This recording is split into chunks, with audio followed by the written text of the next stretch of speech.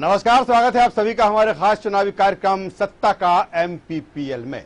मध्य प्रदेश के 28 सीटों पर होने वाले उपचुनाव के लिए तारीखों का ऐलान पहले ही हो चुका है। 3 नवंबर को वोट डाले जाएंगे, 10 नवंबर को परिणाम आएंगे। जहां चुनाव हो रहे हैं वहां की जनता वोट डालने जरूर आए। प्रजातंत्र में, लोकतंत्र में जो अधिकार मिला है उसका जरूर उपयोग करें। प्रदेश में 28 विधानसभा सीटों पर होने वाले उपचुनाव को लेकर राजनीतिक दलों की जो तैयारियां हैं वो जोरों पर हैं।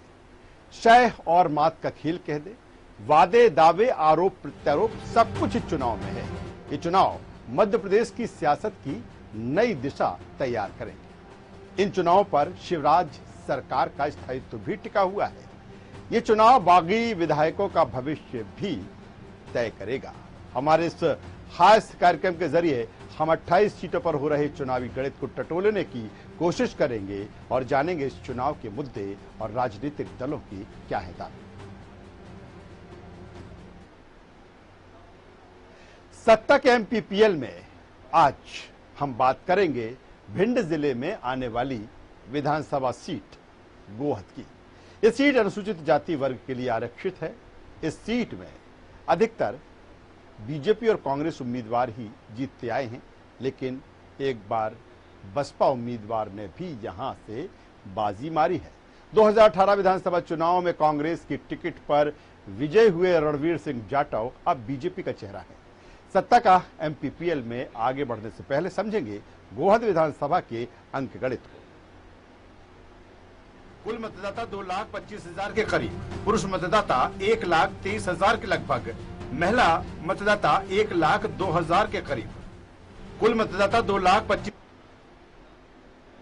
तो कुल मतदाता 2.25 लाख के करीब हैं और अलग अलग वर्ग का वोटर इसमें है। चाहे हम ब्राह्मण की बात करें, एससी एसटी वर्ग का वोटर इसमें है, जैन समाज का वोटर, मुस्लिम समाज का वोटर जो इफेक्ट डालते हैं इस चुनाव में।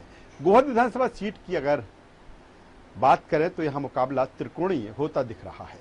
बीजेपी कांग्रेस के अलावा बीएसपी भी मैदान में है। हमेशा से ही बीएसपी का प्रभाव इस सीट पर रहा है। 1993 विधानसभा चुनाव बीएसपी के चतुरीलाल बराहदिया ने जीता था। 2018 विधानसभा चुनाव की अगर बात की जाए तो कांग्रेस उम्मीदवार रणवीर सिंह जाटव ने बीजेपी के लाल सिंह आर्य को शिकस्त दी थी।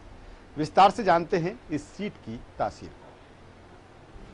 भिंड जिले में आने वाली विधानसभा सीट गोहद रणवीर सिंह जाटव के पाला बदलने के बाद रिक्त हुई है। जिन 22 सिंधिया समर्थक मंत्री और विधायकों ने कांग्रेस का साथ छोड़ बीजेपी की सरकार बनाने में अहम भूमिका निभाई थी, उसमें रणवीर सिंह जाटव भी शामिल थे। अनुसूचित जाति वर्ग के लिए आरक्षित ये सीट बीजेपी कांग्रेस के इर्द गिर्द घूमती आई है। गोहद विधानसभा सीट बीएसपी एक बार इस सीट को जीतने में कामयाब रही। 1993 के चुनाव में बीएसपी के चतुरीलाल बराहदिया बसपा के टिकट पर जीते थे, लेकिन बसपा हमेशा से ही सीट पर पावरफुल रही है। इसका कारण है कि भले ही एक चुनाव वो जीत पाई हो, लेकिन कांग्रेस बीजेपी का गुणागुणित बनाने बिगाड़ने में अहम भूमिका में रही। कांग्रेस छोड़ बीजेपी में शामिल हुए रणवीर सिंह जाटव यहां से बीजेपी उम्मीदवार हैं। गोहद विधानसभा सीट से रणवीर सिंह जाटव के पिता माखनलाल एक बार विधायक चुने गए थे, लेकिन चुनाव प्रचार के दौरान उनकी गोली मारकर हत्या कर दिए जाने के बाद रणवीर जाटव कांग्रेस से विधायक चुने गए थे। रणवीर जाटव कांग्रेस से 2 बार विधायक रहे। वहीं कांग्रेस ने मेवाराम जाटव को अपना उम्मीदवार बनाया है। कांग्रेस प्रत्याशी मेवाराम जाटव पूर्व में एक बार बहुजन समाजवादी पार्टी और एक बार कांग्रेस पार्टी से चुनाव लड़कर अपनी किस्मत आजमा चुके हैं। बहुजन समाजवादी पार्टी ने यशवंत पटवारी को मैदान में उतारा है। ऐतिहासिक दृष्टि से गोहद का बड़ा नाम है। यहाँ जाट राजा राणा सिंह का किला विख्यात है, जो राणा किला के नाम से जाना जाता है। इसका निर्माण 16वीं शताब्दी में जाट राजा महासिंह ने कराया था। यहाँ प्रत्येक वर्ष दंगल का आयोजन होता है, जो इस इलाके में बहुत प्रसिद्ध है। गोहद विकास में काफी पिछड़ा हुआ क्षेत्र है। यहाँ सड़क, बिजली, पानी, रोजगार बड़ी समस्या है। स्वास्थ्य और शिक्षा के क्षेत्र में भी काफी पिछड़ा क्षेत्र है गोहद।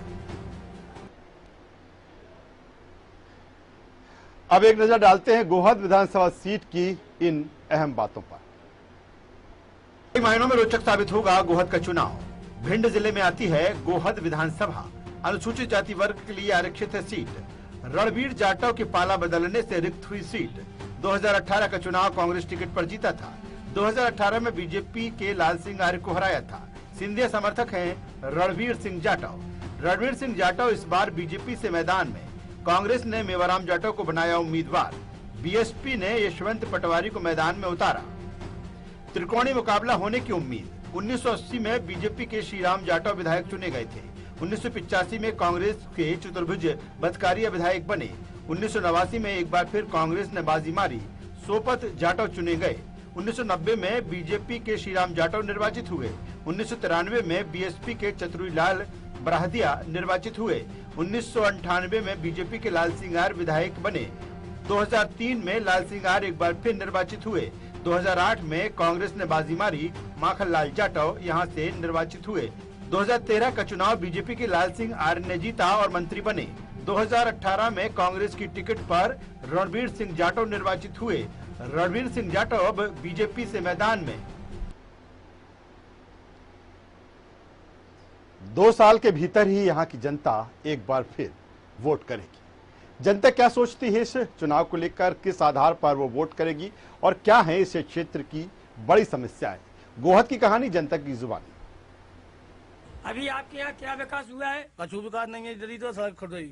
आने वाले विधायक से आपकी क्या अपेक्षा है? कछु का पता पड़ रहा हो रोड बन जाए, पानी मिले हमें, वो का समस्या हमारी, हमें का पैसा लेने मेरे पे। अभी तक कोई विकास नहीं हुआ यहाँ पे। सेकंड जीते गए और सेकंड चले गए, कछु विकास नहीं करो मैंने। शिवराज सिंह ने अच्छे काम करे। पूरे विधायक थे, उन्होंने कुछ कार्य किया, विकास कार्य? हाँ बिल्कुल किया। किसका माहौल सही है? अब भाजपा को अच्छा माहौल है। अभी आपकी क्या क्या समस्याएं सॉल्व हुई हैं? अभी क्या विकास हुआ है और आगे आने वाले विधायक जी से क्या अपेक्षा है? विकास की बात रही तो 15 महीने कमलनाथ जी की सरकार रही है, तो विकास के मुद्दे अगर सरकार सही चल रही थी, गौशाला है और भी आदमी की समस्याएं, जन समस्याओं को लेकर, तो कमलनाथ जी की विकास चले। लेकिन जे सिंधिया जी ने 24 विधायक जो इस्तीफा देके बीजेपी में शामिल हुए हैं, इसमें गोहद विधानसभा से रणवीर जाटव भी हैं। कोई कह रहा है 25 करोड़ 35 करोड़ जो भी लेके हुए हैं, उससे हमें कोई मतलब नहीं है। रही बात कि पार्टी छोड़कर वोट हमारा था, आम जन का वोट था, ये वोट रणवीर जाटव का नहीं था। इन्हें अगर जाना भी था तो कम से कम एक बार आम जन से मुलाकात तो करते, पूछताछ तो करते। इस राह में चुनाव इस बार बीजेपी नहीं, कांग्रेस नहीं, सिंधिया विरोधी चुनाव है। 35 करोड़ लेके जो रणवीर जाटव भाजपा का दामन थामा है, उस विरोधी चुनाव है। तो इस बार रणवीर जाटव का किसी भी तरह से हम लोग समर्थन नहीं करना चाहते हैं। गद्दारों का समर्थन बिल्कुल नहीं करेंगे।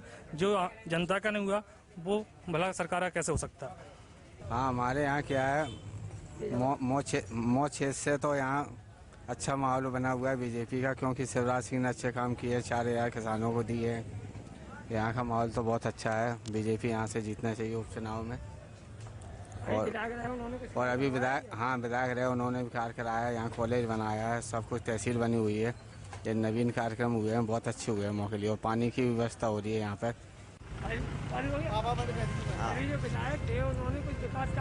अभी कुछ नहीं कराए। अच्छा, आप किसको क्या चाहते हो? कौन? हम उम्मीदें लगा रहे हैं कि ये पार्टी में आने से अब अच्छी कार्य कराएंगे। हमने भाजपा देखा और कांग्रेस देखी, आज से नहीं करीब 60-70 सालें हो चुकी हैं। तब से मैंने दोनों पार्टियां देखी, बीजेपी और कांग्रेस। इन्होंने पूरे भारत के अंदर, मध्य प्रदेश में ही नहीं पूरे भारत के अंदर एक ऐसा अखाड़ा बना दिया है कि लोगों के सामने समस्याओं का अंबार लगा हुआ है। आज अब थाने में जाते हैं तो रिपोर्ट नहीं ली जाती है, तहसील में जाते हैं तो वहाँ सुनाई नहीं होती है, एसडीएम पे जाते हैं वो भी कुछ नहीं करता है, कलेक्टर के पास जाते हैं वो भी नहीं। सबसे लास्ट में एक तोप लगाई थी, एक तोप उन्होंने बनाई है कि मुख्यमंत्री हेल्पलाइन पे लगाओ तो उससे समस्या सॉल्व होगी। मुख्यमंत्री हेल्पलाइन सबसे ज्यादा पिटी हुई है। आज हम देख रहे हैं पूरे मध्य प्रदेश के अंदर हर आदमी परेशान है। इन्होंने पट्टे के नाम पर इन्होंने लालच दे दिया है, जिसमें कुछ लोगों के पट्टे हो चुके हैं लेकिन कब्जा दूसरे किए हुए हैं, दबंग लोग किए हुए हैं। अभी अपने क्षेत्र से गौ से किसको आप सोचते हैं कौन विधायक बनना चाहिए? अब की बार में मैं मान्यवर यशवंत पटवारी जी को मौका देता हूँ। ये 3 साल के अंदर वो काम करके दिखाएं जो 30 साल में नहीं हुआ है। और बस यही आशा और उम्मीद के साथ हम बहुजन समाज पार्टी का प्रचार में लगे हुए हैं। आपकी क्या क्या समस्या है जो अभी तक पूरी नहीं हुई है? आगे आने वाले विधायक से क्या अपेक्षा रखते हैं? आने वाले विधायक जी प्रत्याशा कर रहे कि जाग आगे रोड का में 5 साल हो गई। एक लाल सिंह आए थे, वे डरवा रहे थे, नहीं डरवाई। अब डर जाए तो अच्छी बात रह जाएगा। अच्छो सिद्धांत मंदिर है हनुमान जी महाराज को, डर जाए बढ़िया बात है।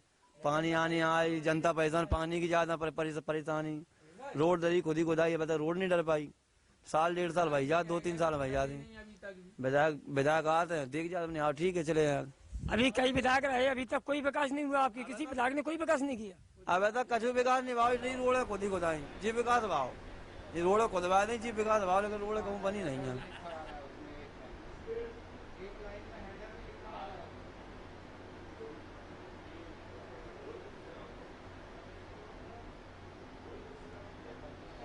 गोहद की कहानी जनता की जुबानी हमने अभी सुनी। चुनावी जंग है, जाहिर है तमाम तरह के वादे दावे प्रत्याशियों के यहां होंगे।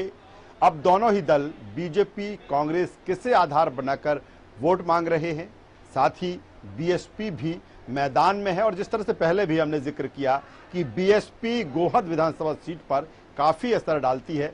भला एक ही चुनाव जीता हो बीएसपी ने, लेकिन हर चुनाव में बड़ी भूमिका बीएसपी की होती है और कहीं ना कहीं बीजेपी कांग्रेस का जो गुणा गणित है उसको बनाने में, बिगाड़ने में अहम भूमिका होती है। क्या कुछ विजन है इस क्षेत्र को लेकर इन दावेदारों का, इन उम्मीदवारों का, हम आपको सुनवाते हैं। कांग्रेस वाला सामने आए तो भाई कौन टिकाऊ है कौन दिखाऊ है, ये कोई मुद्दा नहीं है। हम लोगों ने सभी ने, पूरे मध्य प्रदेश की जनता, भिंड, ग्वालियर, चंबल की जनता जानती है ये निर्णय क्यों लिया। ये जनता के हित में निर्णय लिया था। जो 15-18 महीने हमने देखा, जो भरोसा यहाँ पे जनता ने हम लोगों पे किया था, कांग्रेस पार्टी पे किया था, वो हम लोग एक भी वायदे पे खड़े नहीं उतर पाए।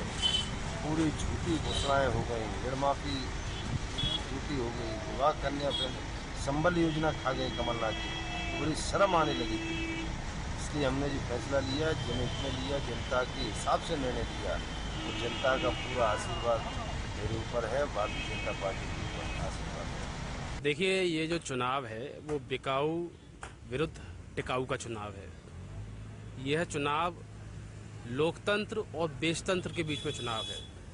यह चुनाव जनता के बीच में और धनबल के बीच में चुनाव है।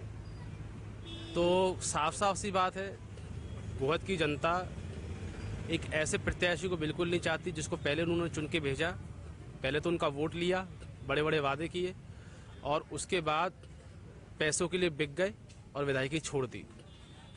विधायकी पाने के लिए जनता से वोट लिया, जनता के पास आए, जनता के पैर छुए, बड़े बड़े वादे किए, लेकिन जब विधायकी छोड़ने की बात आई तो बेंगलोर जाके विधायकी छोड़ दी।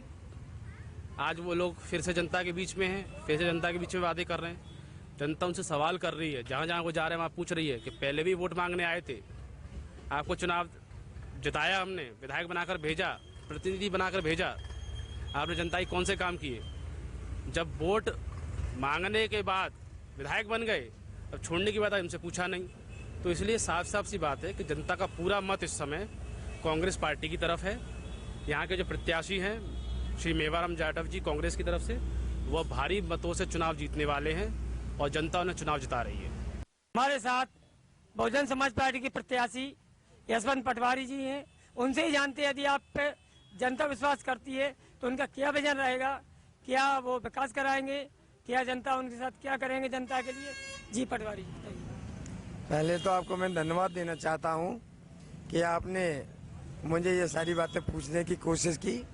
तो मैं आपको बताना चाहता हूँ कि हमारे गोहद विधानसभा क्षेत्र में काफ़ी समस्याएं हैं।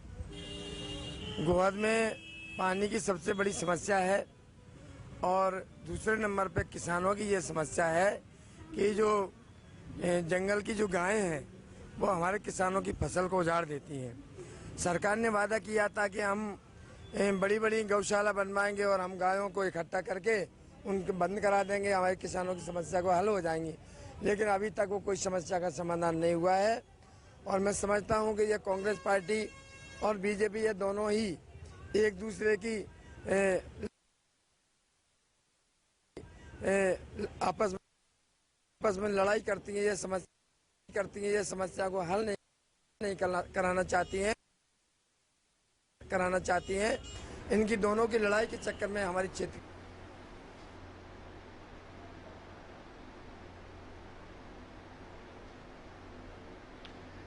तो अभी सुना बीजेपी के जो प्रत्याशी हैं या जो बीएसपी के प्रत्याशी हैं उनके क्या वादे दावे हैं, किस तरह से वो चुनाव मैदान में उतरे हैं और क्या कुछ भरोसा जनता पर कर रहे हैं या दिला रहे हैं। दूसरी तरफ कांग्रेस के जो नेता, उनका भी जिस तरह से कहना रहा, जो आरोप प्रत्यारोप है वो भी लगातार इस चुनाव में चल रहे हैं।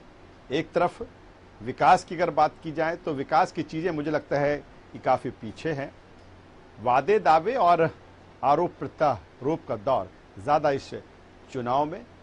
इस विधानसभा में किस तरह चढ़ रहा है चुनावी रंग, क्या माहौल है इस सीट पर चुनाव का, इसी पर चर्चा करेंगे। हमारे संवाददाता ज्ञान कुशवाहा हमसे जुड़ रहे हैं, उन्हीं से ही जानते हैं कि क्या कुछ माहौल, चूंकि अब वक्त कम बचा है, 3 तारीख को 3 नवंबर को वोट डाले जाना है, ऐसे में वक्त कम है, जनता क्या कुछ सोच रही है, गोहद क्या पूरी तरीके से चुनावी मोड में आ चुका है, क्योंकि जो प्रत्याशी हैं या जो उनके समर्थक हैं वो तो अपने तरफ से पूरी कोशिश कर रहे हैं, लेकिन जनता का क्या मूड वहां पर है। ज्ञान, जिस तरह से आपने वहां पर जनता से भी चर्चा की या जो प्रत्याशी हैं उनसे भी चर्चा की, या फिर आपको कांग्रेस के प्रत्याशी नहीं मिले तो आप जो कांग्रेस के लीडर हैं उनसे आपने बातचीत की, मेरा सवाल इससे इतर है, अगर गोहद की जनता की बात की जाए, क्योंकि 2 साल के भीतर ही चुनाव होने जा रहा है, तो क्या कुछ वहां पर दिख रहा है, गोहद की जनता में कितना उत्साह है इस चुनाव को लेकर?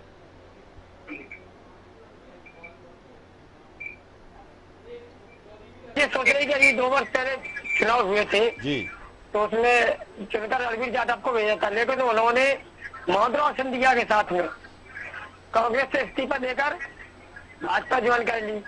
तो कई जनता तो ये कह रही है इन्होंने धोखा दे दिया, गद्दारी की है, ऐसा कुछ लोग कह रहे हैं। और विकास के मामले में बात की जाए तो अभी वहाँ सबसे बड़ी समस्या पानी की है गोद में, और बेरोजगारी की भी है। मालनपुर इंडस्ट्रियल एरिया है, लेकिन वहाँ पर अभी लोगों को रोजगार नहीं मिलता, ग्वालियर या बाहर के लोग रोजगार कर रहे हैं। तो गोद के लोगों से चर्चा की है तो उन्होंने कहा है कि हमारे यहाँ सबसे बड़ी दिक्कत पानी और रोजगार की है। जी, लेकिन ज्ञान, अगर हम गोहद की बात करें, गोहद के ट्रेंड की हम बात करें, तो गोहद एक ऐसी सीट रही है जहां पर बीजेपी कांग्रेस के साथ ही बीएसपी का दखल रहा है। 1993 के चुनाव की बात करें तो बीएसपी कैंडिडेट यहां से जीता भी था, और अगर नहीं भी जीता है तो कहीं ना कहीं जो कांग्रेस का बीजेपी का जो गणित है वो बिगाड़ने का काम बीएसपी करती है। जिस तरह से आज बीएसपी के उम्मीदवार से आपने बातचीत की, क्या लगता है बीएसपी कितना इफेक्ट डालेगी इस चुनाव में? काम में लगी है, प्रचार में लगी है। वहाँ भिंड सांसद राम लखन सिंह रहे जो पूर्व में, वो भी मीटिंग ले चुके हैं। भिंड विधायक सक्रिय है संजीत सिंह, वह भी बीएसपी के और गोवा क्षेत्र में सक्रिय है, दोनों वहाँ सक्रिय है। और भाजपा की भी बात की जाए तो वहाँ पे बीडी शर्मा, ज्योतिरादित्य सिंधिया और ये सभा ले चुके हैं, नरेंद्र सिंह तोमर भी सभा ले चुके हैं। और कांग्रेस की बात की जाए तो कांग्रेस में अभी केवल गोविंद सिंह, डॉक्टर गोविंद सिंह और ये देवासी जरारिया ही बचे, अभी किसी बड़ी नेता का आगमन नहीं हुआ वहाँ पर। ज्ञान, आखिर में सवाल है, ज्ञान आखिर में मेरा सवाल, आखिर में ये सवाल है कि सिंधिया इफेक्ट कितना है इस चुनाव में? जिस तरह से कहा गया कि ज्योतिरादित्य सिंधिया के साथ जो न्याय होना चाहिए था कांग्रेस में, जो उनको एक पोजीशन मिलना चाहिए थी, जो उनको सम्मान मिलना चाहिए था, वो नहीं मिला। और यही कारण है कि ग्वालियर चंबल क्षेत्र के सबसे ज्यादा जो मंत्री रहे कांग्रेस में या जो विधायक थे, उन्होंने बगावत कर बीजेपी का दामन थामा। क्या ये मुद्दा इस चुनाव में है गोहद में कि ज्योतिरादित्य सिंधिया को सम्मान नहीं मिला, स्थान नहीं मिला, और जनता इसका जवाब इस चुनाव में देगी? इसका तो कोई अभी हमने जनसंपर्क वहाँ गोहदे में घूमे हैं तो किसी ने इस मामले में बात नहीं की है कि वो उनको संपर्क नहीं मिला है या नहीं मिला है। जो उनको सम्मान मिलना चाहिए उसके बारे में किसी ने नहीं कहा, जनता ने।